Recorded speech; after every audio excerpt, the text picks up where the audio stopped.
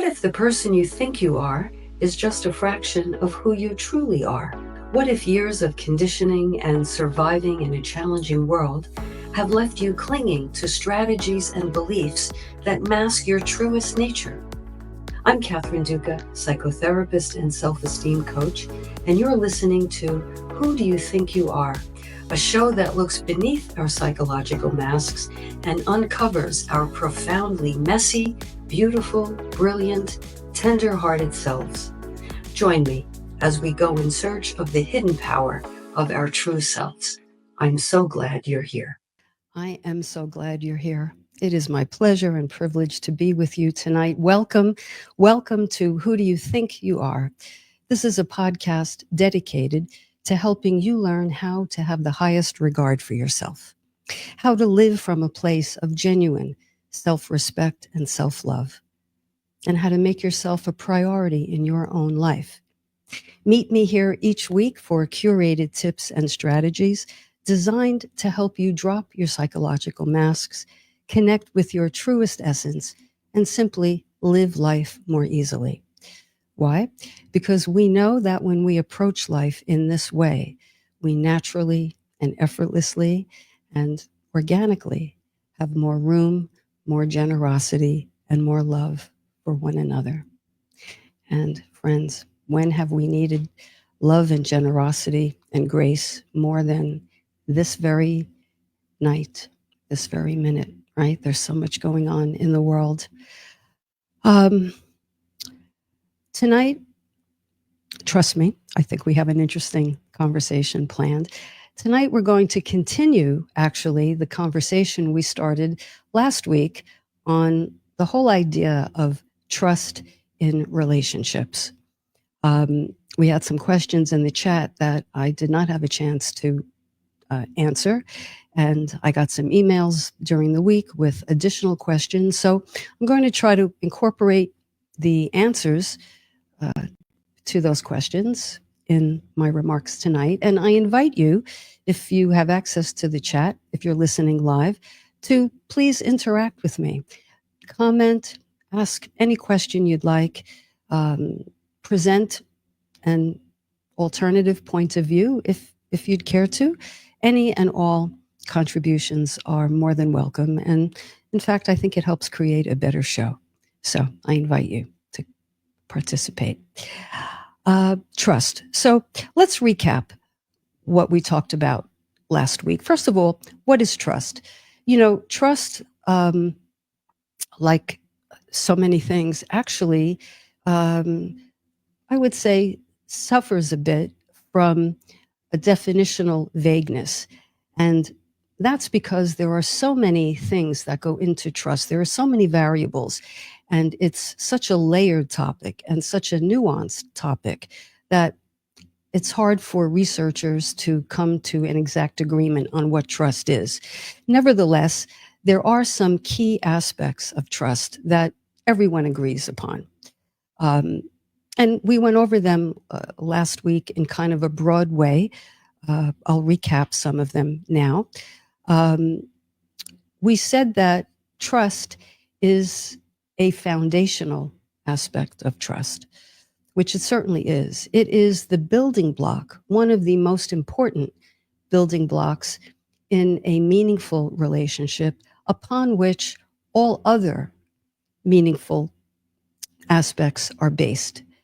It is so powerful that when trust is missing, or when perhaps it is too lacking, or worse, when trust is violated, it can really jeopardize the relationship and have a devastating effect, not only on the person who is injured. That's the obvious hurt and pain. The person might feel betrayed, bewildered, deeply, deeply hurt. And it can cast doubt on everything the person believed was true in and about the relationship. But it can also have a devastating effect on the person who, let's say, perpetrated the mistake or the betrayal. Now, we don't have to look very far. These examples are all around us, most notably the kissing cam incident. Now, none of us can, and certainly I can't, presume to know what really went on there. But from the looks of things, it appears that there was some betrayal there. So, can that relationship ever come back? I don't know. I don't know. You know, but when you add to an incident like that a public humiliation and public shame and people piling on, I really don't know how a relationship can survive that. But I do reserve some small percentage of possibility because I don't know all of the intricacies. As I said, none of us knows. So I likened the idea of trust in a meaningful relationship to a dance. And, no two people, this may come as a surprise to some of you, no two people are ever in the same place at the exact same time when it comes to their need for closeness. Every one of us needs a certain degree of closeness and a certain degree of space. You can call that autonomy. And so, even the most loving and healthy relationships take into account individuals who are, as I said, do not have the exact same need for the exact same degree of closeness. And so, relationships are all about, all the time, negotiating this notion of proximity to closeness. It's sort of like relationships are fluid, they're dynamic. Each person brings to the table their own histories, their own experiences in relationships, their own coping mechanisms, on and on and on. So there is this dance that takes place. And I liken it to the tango, where, one person takes a step back and the other person takes a step forward, and then that person takes a step back and the one who backed up now comes toward. So there's that interplay.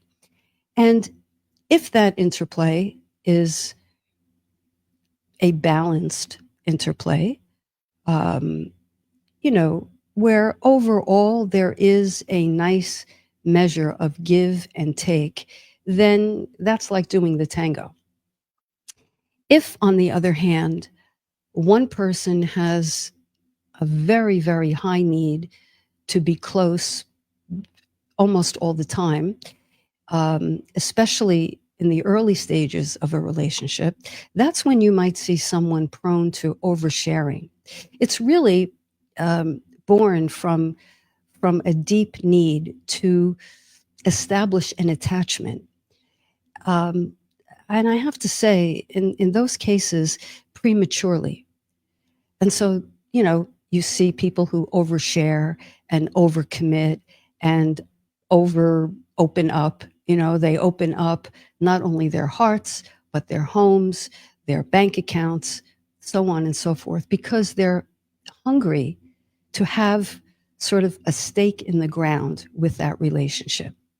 You can understand from that description how that would skew things toward an imbalanced way of negotiating, even beginning to negotiate this dance of proximity.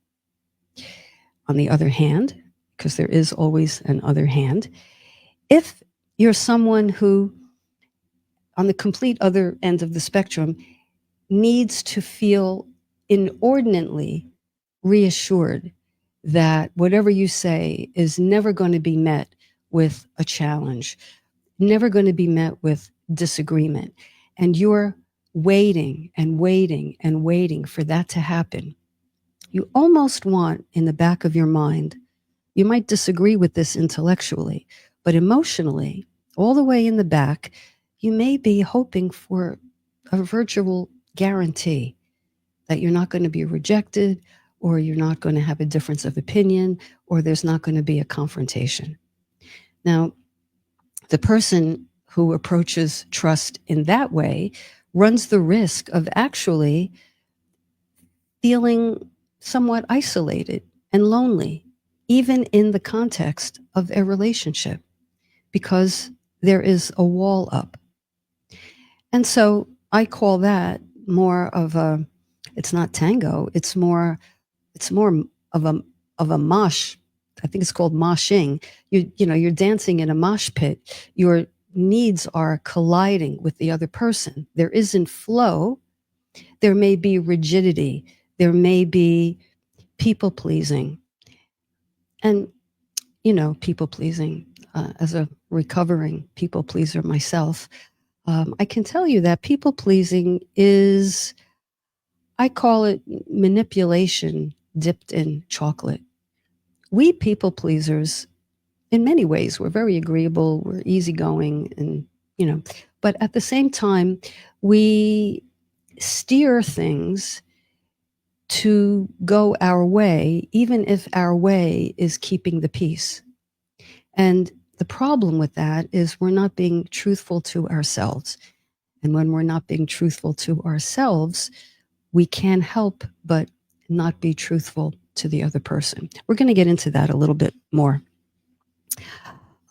We also talked about the trust risk equation.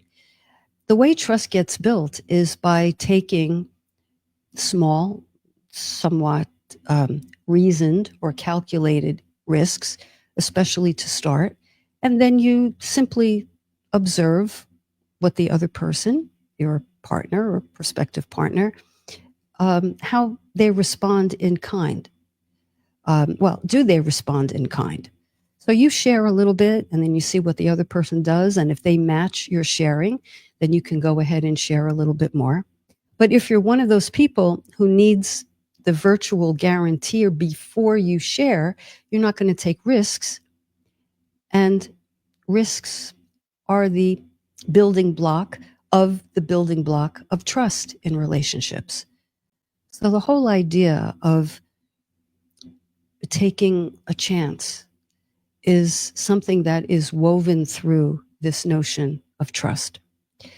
And we talked about the issue that everybody always wants to know about because it's so important.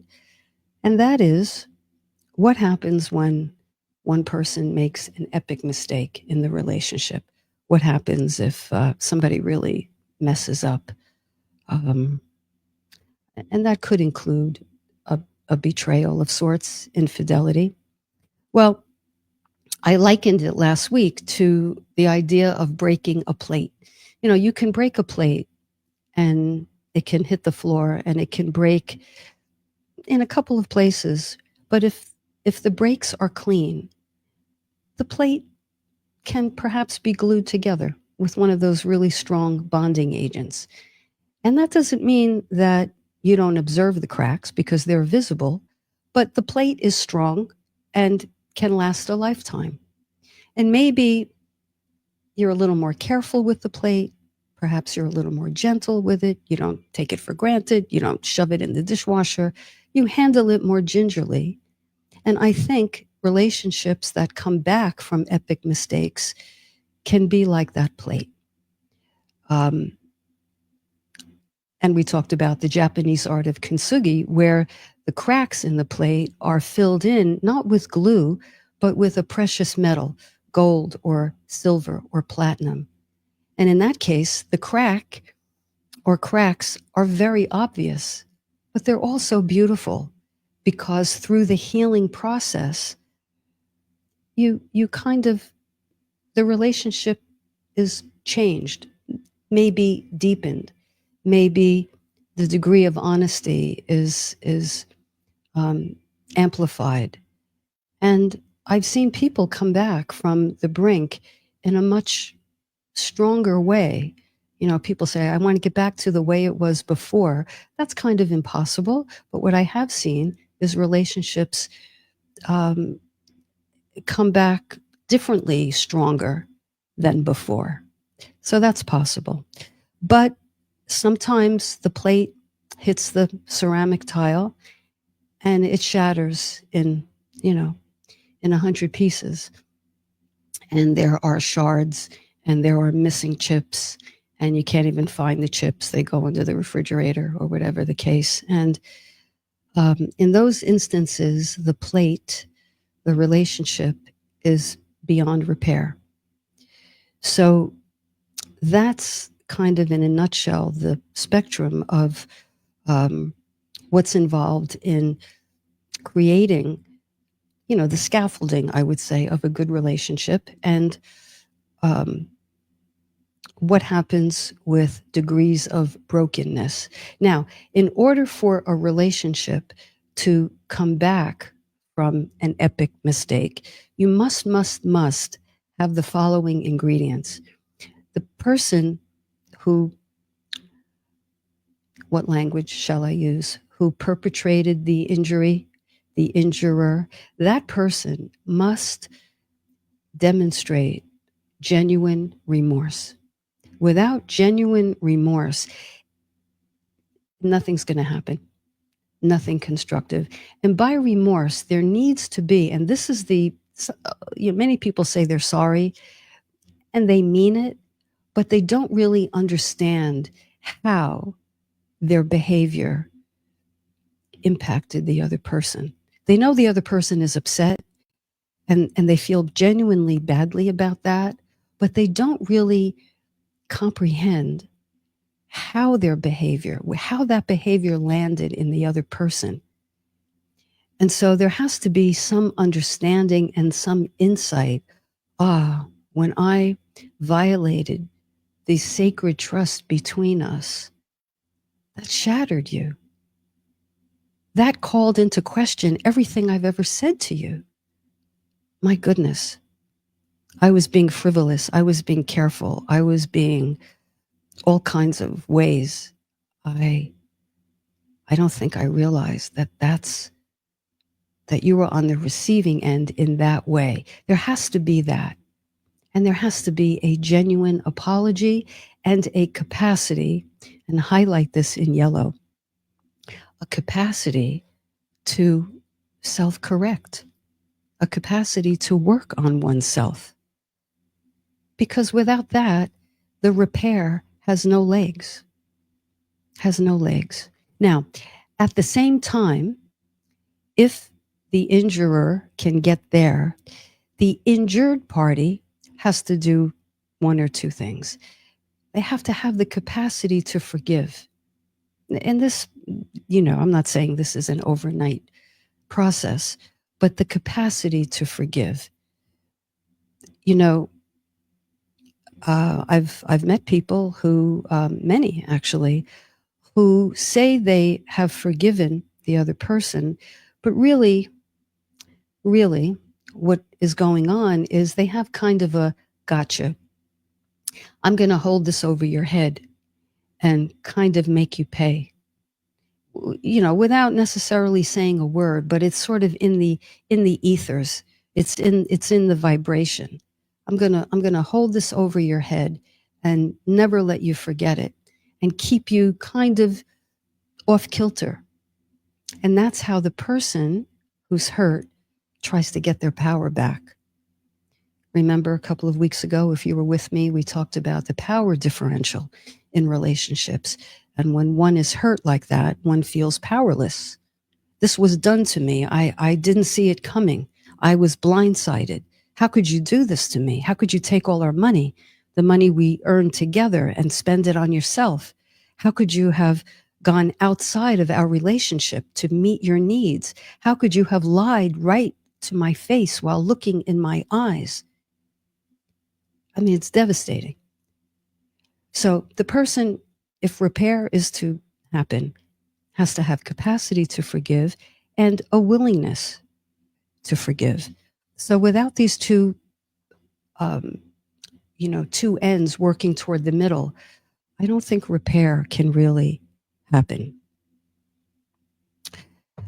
So trust should be obvious to all of us by now. Trust is the backbone of every meaningful relationship, and it acts as the the quiet sort of arbiter or judge of all things peaceful and stable in a relationship. It's like trust is on the lookout, and trust says to itself, well, if if truth is lacking, um, my time here is very tenuous, right? So trust is a fragile and a delicate container that carries the weight of the bond between two people. And when cracks appear, either through outright deception or omission, the damage can be very far reaching, right? Now, in the promo for this, if you saw on social media, I talked about that one of the things I'm going to mention tonight is how to become a better evaluator of whom you can place your trust in, and how can you conduct yourself in a way that the other person can feel that you're a trustworthy person. And when I talk about trustworthiness in this context, I'm not necessarily talking only about trust as in, can you keep my confidence? If I tell you something and I ask you to keep it private, can you do that? I mean, that's included, but on a deeper level, I'm talking about, do you have the capacity to handle someone else's vulnerability? Can they place their vulnerability in your hands and your heart? And can you do the same with the other? So we're talking about trust on that level. And there are some common mistruths that many people actually dismiss as minor things or inconsequential things, yet they possess the ability to erode trust. These things are the termites, if you will, that erode the very structure of a relationship. And I'm gonna get into them in just a moment. But recognizing these are instrumental in building all kinds of things: resilience, transparency, open and constructive communication. So I'm going to go over these briefly, and then we'll take a break. Time flies so quickly here, and we'll come back and we'll dive in, and I'll take your questions. So there are several lies. I call them lies. They are lies either by overt, um, telling untruths, or they are lies by omission. And here they are. One is the dismissal lie, and that can be called, I'm fine. So you're in a relationship and you are developing some concerns about the other person. You're not comfortable with something, or you object to something, or you're downright unhappy about something, but you present yourself to the other person as, I'm fine. So you're covering up your deeper experience of that person. And you are, or one is, misleading the other person, because the other person takes you at face value and thinks everything is fine and has no idea. Meanwhile, underneath your I'm fine is, anger, hostility, maybe even contempt, maybe depression. But that is all masked by presenting this image to your partner of, I'm fine, everything's okay. We're good, right? We're good? Okay. The other one is, or another one is, I was only joking. I was only joking. That's the facade lie. That's where you convey an element of truth. You let your unhappiness slip out through a joke in quotes, through sarcasm, but you're really conveying something that you honestly feel. And when the other person catches on, you take it back with, I was only kidding. I was only joking. That's okay, once in a while, maybe, or from time to time. But if that's a pattern, that is a type of lie. The other one is the evasive lie. I forgot. I forgot. Now, sometimes people's memories change, especially as we age, or certain medications can contribute to some memory loss. But if this is a pattern and it's rooted in your displeasure with the other person, and by the way, anything I'm saying goes the other way. If the other person does this with you, it's a termite. It's a termite. It's a facade. You're using I forgot as a way of covering your dismissal or your avoidance or your indifference. Not good. Not good. Termites all over the place, right? Another one, the deflection lie. I'm just friends with them. I'm just friends with them. You know, you start to feel something for another person and you entertain it and you go to some trouble to cover that up, to not let your partner know. And if they find out we were just friends, that's the deflection lie. Okay. The financial lie, it was on sale. I have seen so many people discharge and deal with their anger toward their partner or their unhappiness, or if they feel cheated, if they feel as though their needs aren't being met. I've seen so many people try to make that boo-boo better by getting dopamine hits and shopping and overspending and rationalizing to themselves and to their partner, well, it was just on sale. And then what do you know? You incur a big debt and the other person gets all angry, understandably so, because that spending, and more importantly, the reason that drove the spending, is kept under wraps. So you can see how these termites really get in and bore holes in the structure of what you have with this other person. Okay. Um, the the inattentive lie. Okay, your partner is talking, you're only half listening, you're preoccupied. Maybe you're thinking about that other person whom you have a little friendly thing with, but it gets a little too close to the cones, so to speak. And you say, no, I'm listening. I'm listening. Go ahead. Go ahead. The other person knows. But you try to talk them out of what they rightfully, intuit. They can tell you're not really listening. So that's the inattentive lie. And the concealment lie, which is, I think, a takeoff on the I'm just friends with them, is I don't really know them. I don't really know them. So that's taking concealment to another level. And of course, there is the good old denial lie. I never said that. I never said that. Now, sometimes there can be a legitimate misunderstanding or misinterpretation of what someone says to you. You know, you can take it.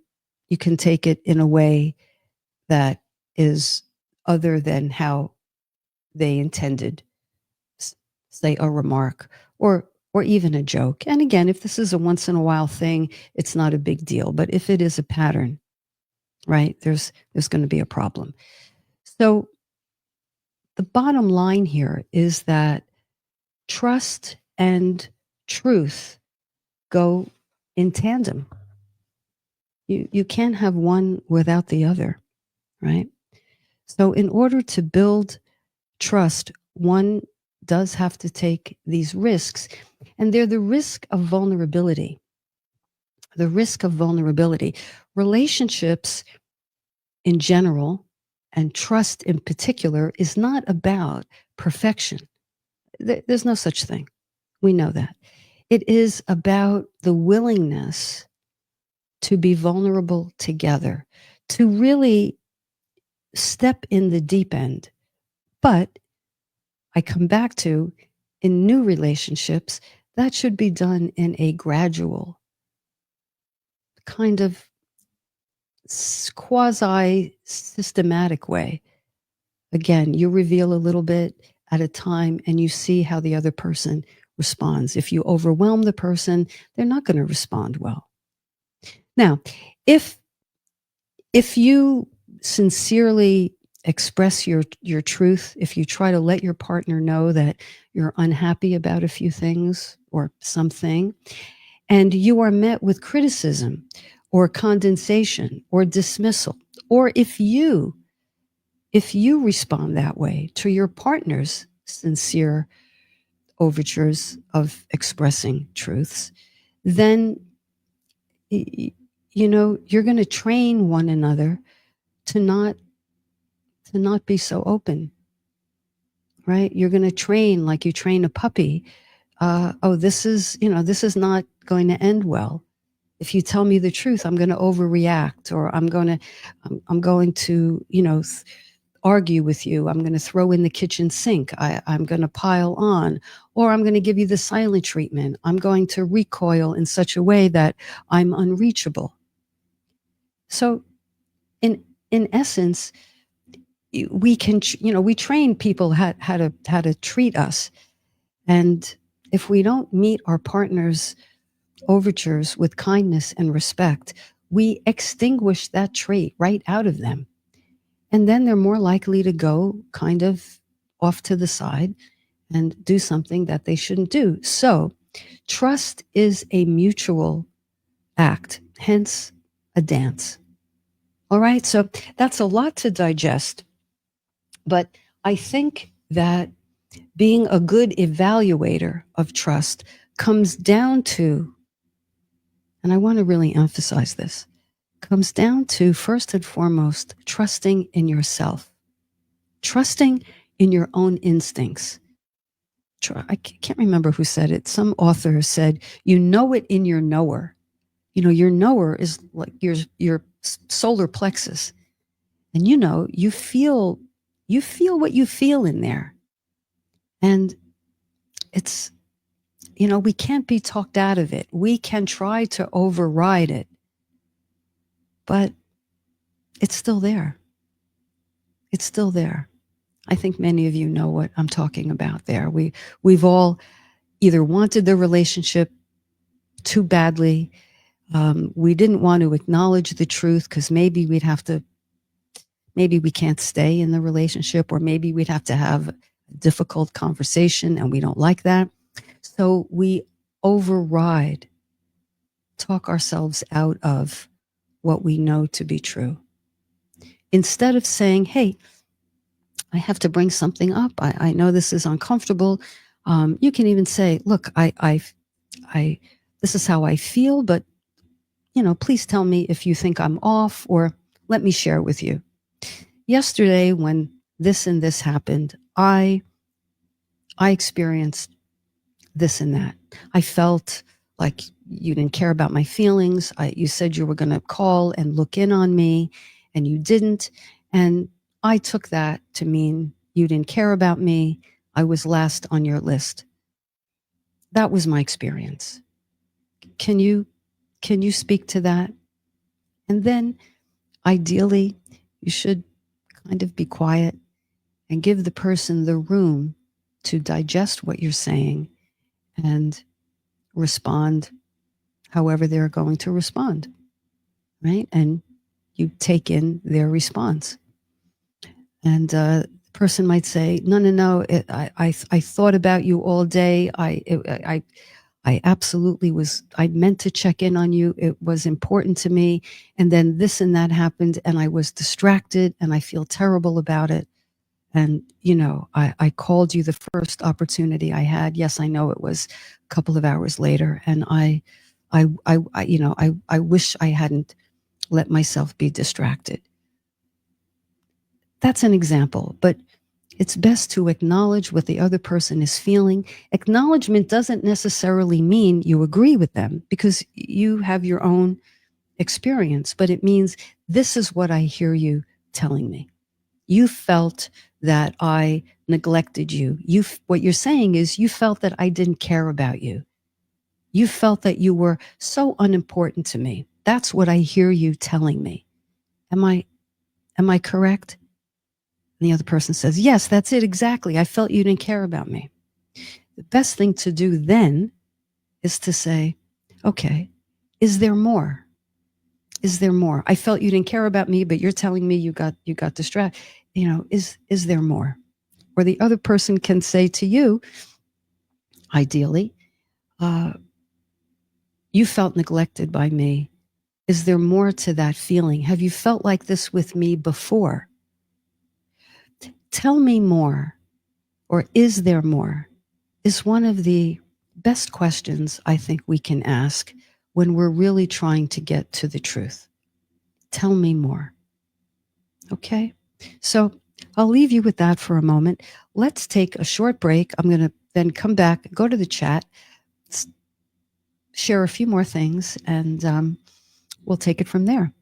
You're listening to Catherine Duca, psychotherapist and self-esteem coach on Who Do You Think You Are?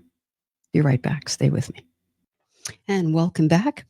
If you're just joining me, we are talking about trust and the things that erode trust, matters big and small. And we're talking about the lies. Some might call them micro lies, but they're lies of deception, or they're outright lies that may start small, but they erode the support beams of any meaningful relationship. And trust and truth go hand in hand. So let me go to the chat. I see there's a number of comments here. Let me see. Anthony, welcome to tonight's show. Good to see you. So you're hitting so many points. I experienced between May 2009 and January 2011, when, after 7 sincere apologies and forgiveness, I snapped and said things kept inside all along and unleashed a nasty attack. Okay, I could tell this is heavy. It became her point of no return, and she took her life under the weight of guilt and uncovering 18 months of empty apologies. Well, Anthony, my goodness.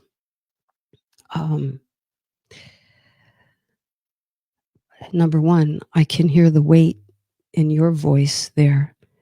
And I am deeply, deeply sorry for your loss and your guilt and what must be an unfathomable void in your life.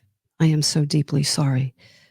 When someone takes their life, that unleashes a whole host of profoundly painful emotions, guilt, confusion, self-blame, unanswerable questions. It's just devastating. Anthony, I don't know quite what to say without more background information, but I will say this. Now, I don't know your particular circumstance, but having worked with a number of people whose partners or family members died by suicide, I can tell you, I've never known it to occur because of one thing. There's usually a host of variables that the survivors may never know. I mean, I hear what you're saying, and I think you're making the point that you held a lot of things in, and then eventually erupted and, as you say, unleashed a nasty attack. I would just ask you to consider that there may have been more at play. We don't always know the triggers. We don't always know the triggers. And I wish I could offer you some support and some way to make you feel better. That is my honest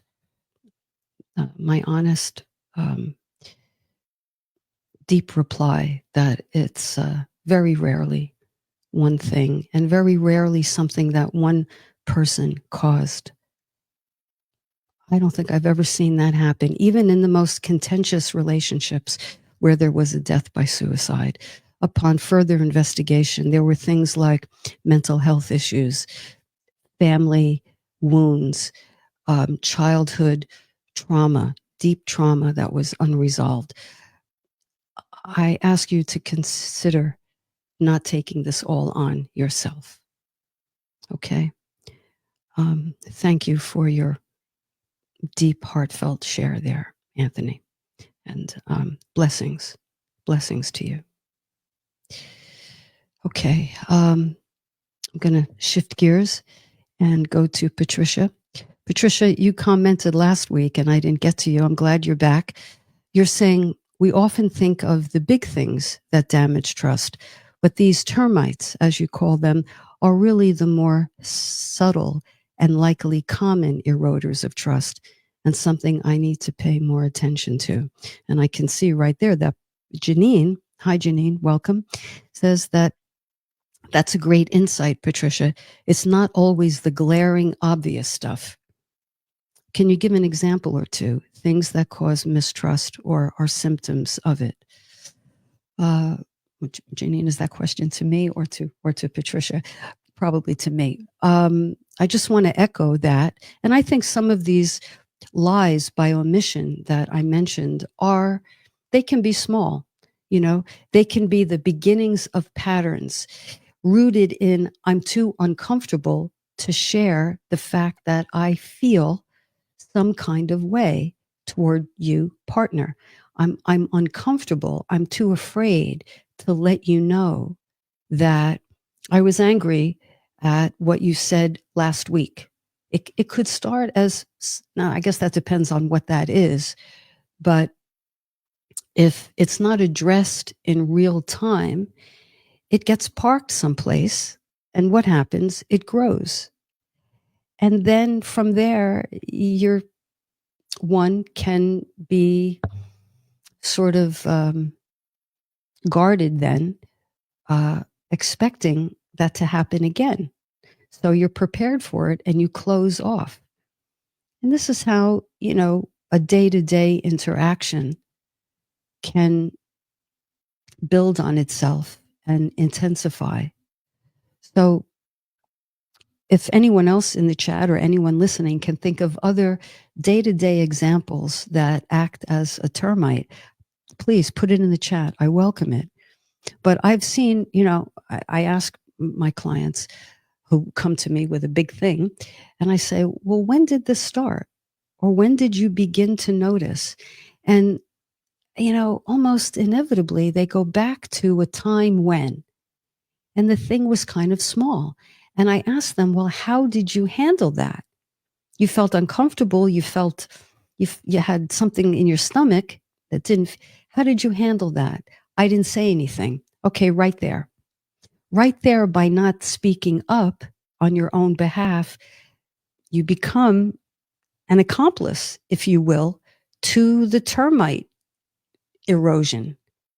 So, we can't blame the other person just for doing what they did. We have to take some responsibility for not being truthful with what we feel in our stomach, right? So I hope that's clear. Matters big and small. Thank you, Patricia and Janine. Still Bill. Let's see. Had a friend for over 20 years who stole $4,000 from me. Ugh. I knew in my knower, right? I knew in my knower that she had stolen a few $100 a few times before, but never said anything. This time I got the police involved. All right. I think you're continuing in the next text. Her primary concern was the consequences of getting caught, not anything about what it did emotionally to me. Yeah. Well, and I can only wonder what the status of that relationship is today. You had a friend who stole 4,000 and you knew that she had stolen from you before several $100, but you never said anything. Yeah. I don't know if you're comfortable, Bill, if in sharing anymore, but we all have to ask ourselves, why didn't I say anything? Why didn't I say anything? Conflict avoidance and disappointment avoidance are two of the most termite-y things we can do to ourselves. Now, this doesn't mean we have to jump and pounce, right out of the gate, but we can inquire. We can inquire. Anthony, going back to you, in your very heartbreaking example, maybe one aspect of it is you I think you said 18 months where you didn't say anything. We have to ask ourselves, why didn't I? I'm sure we all have our reasons, and they're good reasons. They're legitimate reasons, but I don't know that they're reasons enough, because they become bricks, in this wall, invisible bricks. I know we have a lot of analogies, mixed metaphors tonight: termites, bricks, plates. I know. I hope you're following. I'm sure you are. I'm going to be talking, I think, next week about difficult conversations, which takes in communication. Almost everything I talk about here can be a podcast episode or episodes in themselves, because we're complicated. We're complex human beings. And the older we get, the more layers of stuff we have. And, basically, we're all 8-year-olds walking around in adult bodies, and unless we go in and do the work on getting to our 8-year-old's hurts and disappointments, we can get stuck there and handle conflict much like an 8-year-old. 8-year-olds can't handle conflicts. What do? They run outside. They go outside to play. Or they throw themselves in their room, or they put the headphones on, or they go on the internet, or, social media. Whatever they do, there are many ways in which we as adults go outside to play, which can be is a primary way of avoiding having the difficult conversation. So I'm going to talk about that, because these topics, power differential, dependency, codependency, interdependency, trust, openness, vulnerability,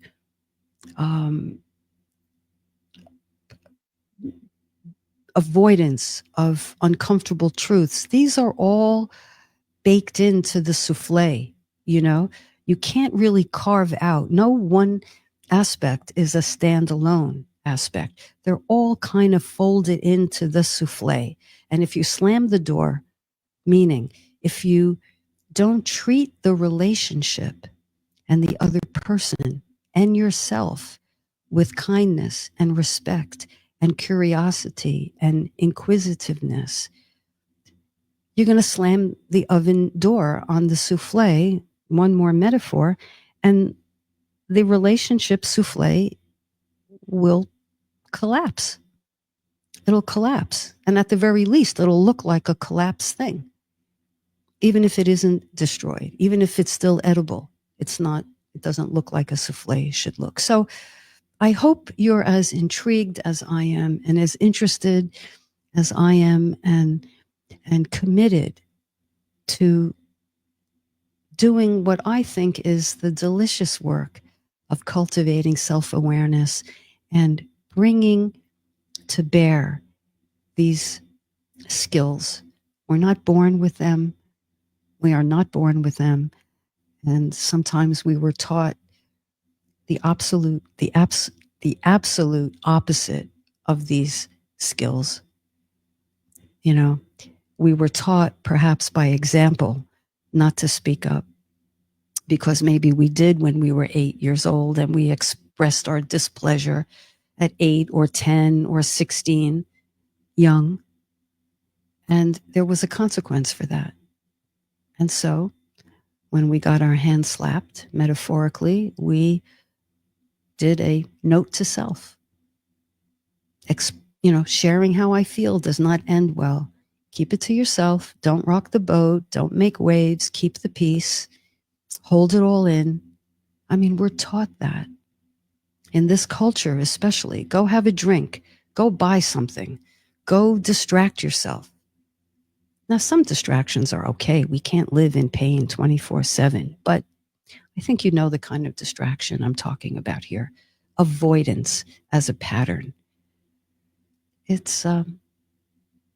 doesn't help, and it can be debilitating. So, a lot to digest, a lot for all of us to think about. I want to close by saying, let's all be mindful. Let's all pay more attention to our own intuition. How do we know when something is intuition versus anxiety? Anxiety is noisy, chatter, ruminative, repetitive. Nya, nya, nya, nya, nya. That's how it sounds, like a mosquito. Intuition is quieter. It's calmer. It's like, you know it in your knower kind of thing. It might take practice to discern one from the other, but discern you can, and discern we all must, right? So trust in others begins with trust in ourselves. And if we are adults who, as children, were talked out of what we knew to be true, there's something going on with mom and dad. It doesn't look good. They're yelling. I saw mom crying. Dad was enraged, or the other way around. I know something's wrong. And the parents present a completely opposite front and don't clue the children in any way until they announce, we're getting separated, we're getting a divorce. That talks a child out of what he or she or they knew in their knower to be true. So let's pay more attention and honor our own intuition and our own knowers. Let's watch out for those termites. Let's be vigilant, and let's try to ask better questions of one another. And let's remember to say the all important, is there more? Tell me more.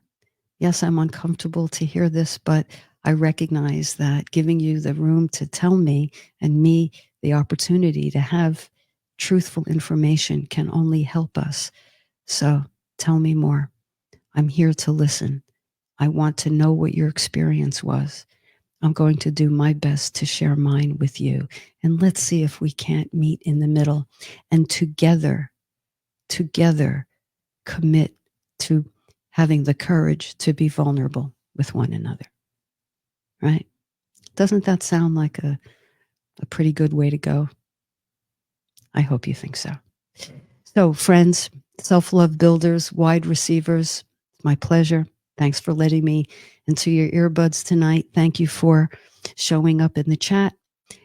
And for those listening live and those who will listen on the recording, may blessings come your way. Love to all. See you next time. You're listening to Who Do You Think You Are on New Thought Media Network. Till next time, be well.